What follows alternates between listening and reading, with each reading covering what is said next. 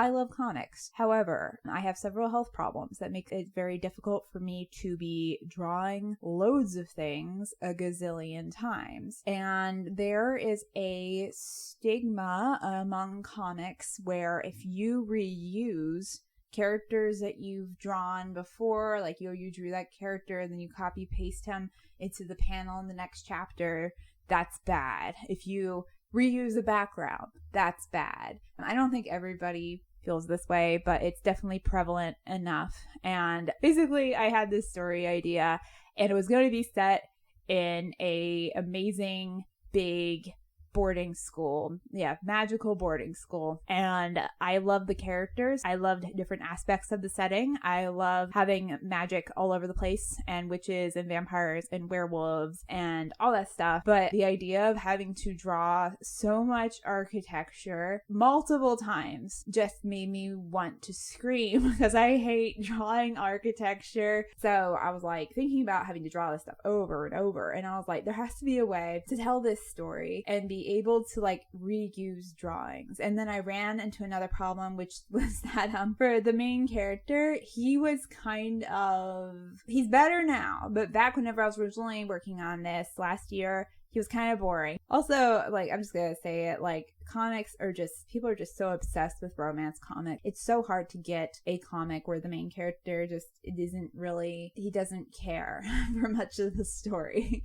I was like, this is going to be so hard to do. It's going to be hard physically. It's going to be hard to get an audience. What am I going to do? And then I realized that boring characters are acceptable as main characters in video games. I mean, there's a way to have a blank slate kind of character and give them some attributes and stuff. And again, this character did not wind up being that, but basically I was like, maybe I can make this work as a video game. And I was like, well, how could I do that? Well, I remembered visual novels were a thing. And there are people who are artists and comic artists who make visual novels. And I was like, wow, I wonder if I could do that.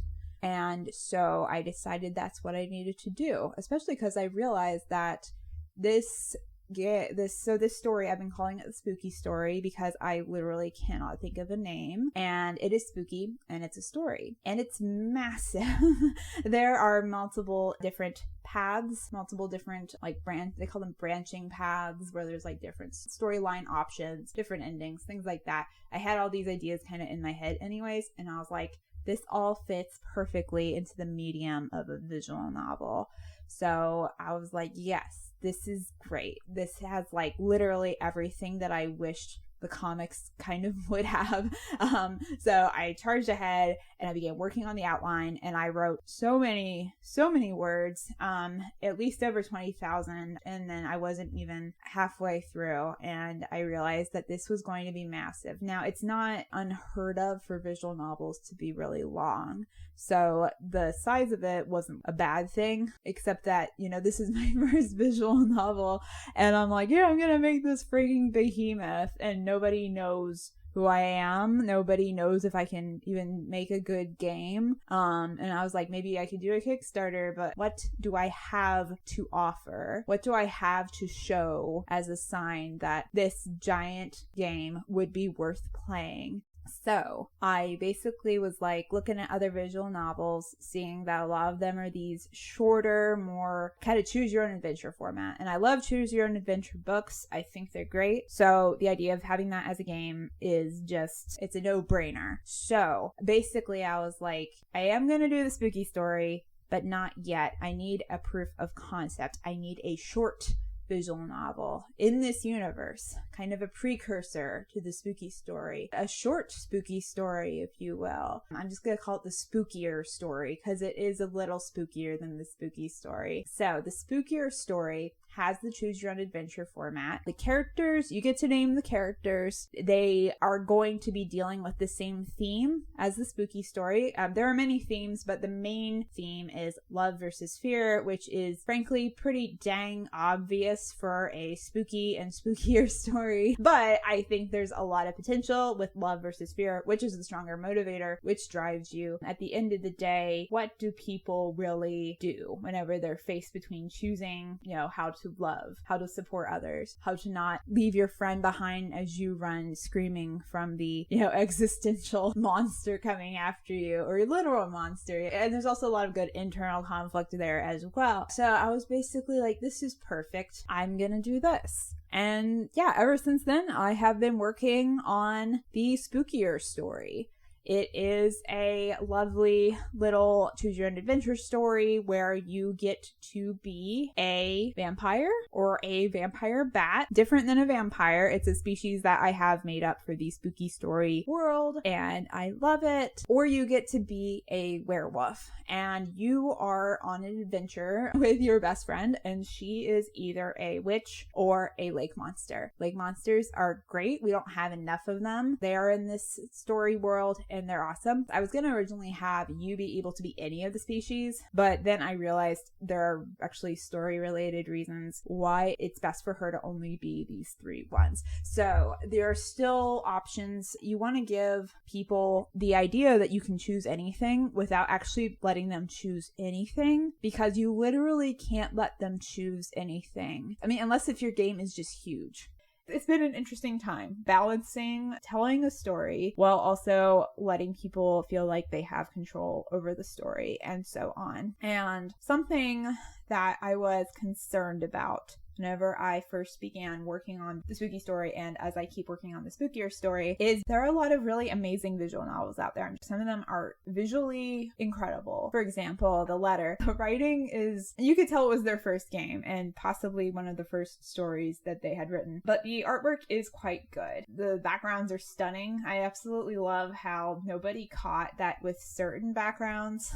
The backgrounds are like lightly animated, which again, stunning, but it also means that the characters you're interacting with are in front of like this house. They become illuminated with this heavenly glow. The first time I noticed this, it was a priest character. It was really great. There's so many, I guess that's another thing. There's so many things that can go wrong with a visual novel, even if your art is really good. And maybe that's part of why like good art only seems to go so far in visual novels. Now, the ones that are like the most popular and stuff, often they do have really great art. So I'm not saying it doesn't matter, but like a lot of it's like, it's fine. That just drove me insane because it's webcomics all over again. So many of the most popular webtoons have art that is just fine. Not great, not terrible, but still, like the fact that you have potentially like quite a long time to invest into making these visual novels, like the backgrounds, the art, the characters, and you get to reuse it, so you don't have to make that many compared to making a whole comic. But then like the art's not that great, but then a lot of people are buying it, and I'm like, it's giving webcomic vibes, I feel. So far, there are many similarities between the visual novel crowd and the webcomic crowd. For example, like so many people are there for romance. With webcomics, there's a huge variety of genres, but I feel like the general audience is often only looking for certain things. I feel like this kind of overlaps. I don't know if I've talked about in a video on here, but the fact that like a lot of people who like romance, they will only read romance. So I'm talking about fiction novels now, and maybe webcomics. I'm not entirely sure about that one though. But for people who are romance readers, that's it. Often that's all they read. Or if something does not have romance in it or a romance, like they won't touch it. So same thing with visual novels. A lot of these are like wish fulfillment, dating sims, romance. A lot of general audience goes for that. I feel like Slay the Princess is one of the most popular visual novels, one of the successful ones recently. And even though it is a horror, there's also like a weird romance going on as well. Again, giving webcomic vibes, I am a little nervous because it goes back to that challenge that I mentioned earlier, that challenge of having to find a way to hook an interest and retain the audience. This kind of ties back with the last video I did on this channel where I talked about going on a hiatus for a particular comic. There's a lot of competition out there. Competition and the oversaturation of stuff is not a reason to not make stuff. It's still good to make the things that you believe are good stories, good media, good games, good comics. It's still good to do it. But it can feel harder to find the audience that will be willing to support you because there's just so much, and it's harder to find those people whenever you are writing something that is not what the general audience is going to be even looking at all. It is obviously my choice to be writing this stuff. I could absolutely be forcing myself to write romance, but I'm not. So maybe I should reconsider that someday. Well, we'll see. So yeah, I want to do more videos on making a visual novel because I feel like there's not that many videos about this from like total noobs like me. So you can listen and be like, wow, like she has no idea what she's doing. She sucks. LOL. I feel so much superior to her, which like, yeah, or you can listen to it and learn from my mistakes. Anyways, I am looking forward to talking more about this, and I'll see y'all in the next video. Bye-bye.